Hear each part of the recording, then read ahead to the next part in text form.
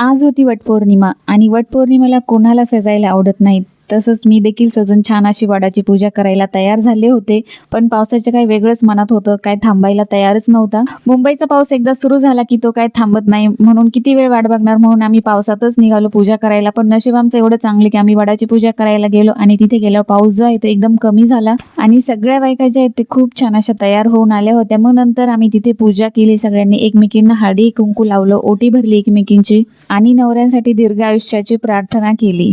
माझी आज निवांत पूजा झाली कारण की रिद्धी झोपलेली होती आणि तिचे बाबा देखील ऑफिसमधून आले होते, म्हणून तिला सांभाळायला देखील झालते आणि सिद्धी तर काय स्कूललाच गेलेली होती. पूजा करून आल्याच्या नंतर आहोंना ओवाळलं आणि मग नंतर आम्ही जेवण केले. दरवर्षी वटपौर्णिमेचे व्हिडिओज आणि फोटो काढायला कोणीच नसतं. सिद्धीचे बाबा देखील ऑफिसमधून येत नाही, पण ह्या वर्षी कसे काय आले ते घरी, मग छान असे माझे व्हिडिओज वगैरे त्यांनीच काढले. आणि वडाची पूजा करताना जे आहे माझ्या मैत्रिणीच्या मुलाने छान असे फोटोज काढलेले आहेत. तर आजच्या व्हिडिओमध्ये एवढेच, भेटूयात लवकर पुढच्या व्लॉगमध्ये. तोपर्यंत बाय.